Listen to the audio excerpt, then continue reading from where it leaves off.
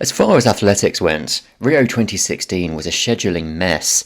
Finals were held in the mornings in the heat of the day when hardly any fans were there. The 1500 metre and 5000 metre finals were held on the same day to prevent anyone doubling up, and almost nothing of note happened on the first day of competition. It got me despairing as to how hard it could be to organise a championship that works. Why can't it just be right? Why do organisers time and again get this wrong? How hard can it be? How? Oh, actually, Budapest 2023 got it pretty much spot on.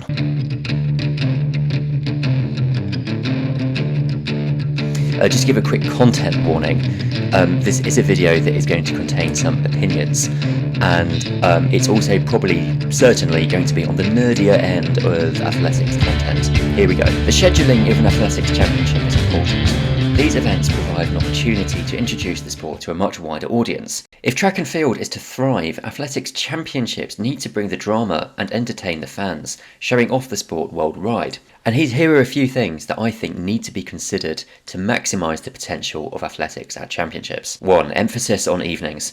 All sessions, morning and evening, need to be exciting, but the evening sessions especially so. These need to be geared towards good performances. This is when more people will be watching on TV and is the traditional climax of the action. 2. Stadiums need to be full even for morning sessions. Athletics championships usually take place over 1 week, and the number of events and athletes involved therefore does mean that morning sessions need to be held. But these have often traditionally been a problem for organisers, as people are often working in the morning and are unable to come, or they see the more exciting events in the evening and go then. As World Athletics President Seb Coe has said, stadiums need to be full to make the sport look relevant and not marginalised. Putting finals in the morning will appear more attractive to a ticket buyer, but it will not help the TV spectacle of the championship. So, how do morning sessions get filled? Well, the easy option is to sell cheaper tickets, but I feel as well as that, the sessions do need to be given some variety. 7 heats of the men's 200 metres followed by 7 more of the women's 200 metres is not really showing off the sport in its full glory, even though big names will appear. However, having a men's 200 metre heat followed by the women's, for example, 1500 metres does show a bit more range of the sport. 3. Bringing big names to morning sessions. Organisers could look to have heats that feature some star names in the morning. If these tickets are being sold cheaply, it might give families and children the chance to see someone like Noah Lyles or Faith Kipyegon in the flesh. Even if they are qualifying easily, there is still something spectacular in how effortless it looks. 4. Getting rid of preliminary sessions. I am not a fan of the preliminary rounds in the 100 metres at championships. Every country is allowed to enter a runner, no matter how bad, in a world championship, which I think is a good thing, as it does give the sport a world perspective. However, for some reason all of these athletes seem to be entered by their federations in the 100 metres. Back in the day, the 100 metres would have 8 first round heats and would pit the Usain Bolts of the world against a few middle rankers hoping to qualify, and there would be 1 or 2 without any experience who would struggle. It's in these situations you get stories about a runner finishing the 100 metres in 20 seconds. Now, athletes from micronations are being entered in the 100 metres without any ranking points to their name, and having to take on an extra round of qualifying before they do round 1 later in the same day.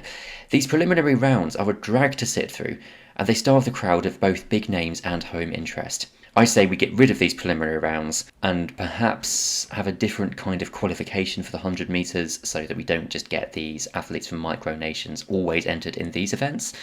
Or perhaps we could have the original system of having a round 1 where we have the big names against some of the smaller countries' athletes. And this didn't take anything away, in my opinion, from the spectacle of the 100 metre final when it did come, even though the bigger names are having to run a round extra. 5. Allow a timetable for as many double-ups as possible. Track athletes often want to take part in more than one event, and the championship as a whole would be stronger for allowing them to do this.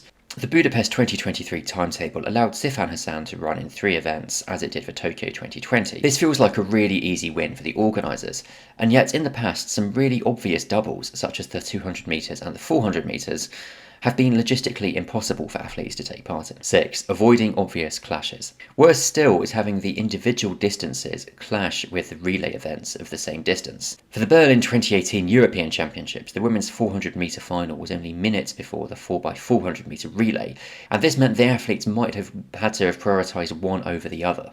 And nobody wants that. You want to see your best athletes in the relay as well as the individual event. Also, for the sake of the fans, I also think it's a good idea to avoid scheduling events in the multi-event competition in the same session as their counterparts in the individual competition, as this can get confusing.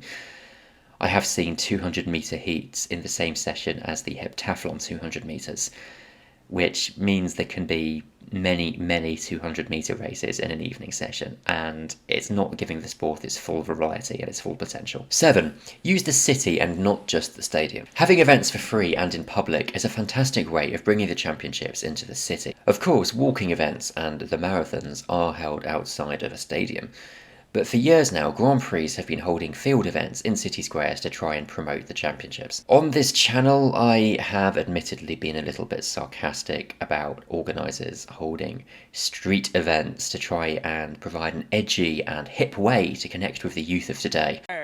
And at major championships, ticket sales are what bring home income.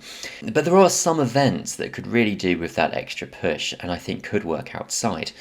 Candidates are the qualifying round of the shot put, which is often packed into a busy opening morning session and could easily be done outside. And I think one that really needs a helping hand is the pole vault element of the decathlon. This is an event that is held as the third discipline of the decathlon on the second morning of competition, and is always in an empty stadium way after the other events have been completed that morning, and all but the most hardcore of fans have gone home. It might be one that could benefit from being outside, although only if the poor decathletes are physically up for it by that point. 8. Holding the championships in a city that can deliver these things. Finally, it will certainly help with everything if the championships is being hosted in a city that appreciates athletics and there is genuine interest.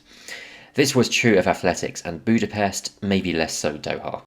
I don't want to sound like I'm just going at World Athletics over this, because I think for Budapest 2023 there were a lot of things that World Athletics got right as far as timetabling was concerned. The whole championship was over 9 rather than 10 days, all finals were in the evenings, and doubling it up was possible in many events. It was an action-packed spectacle that felt about right in length and depth. Seb Coe said, "Creating the timetable for an outdoor World Championships is a complex balancing act, taking into account the needs of athletes, broadcasters, and the host city, as well as our other stakeholders.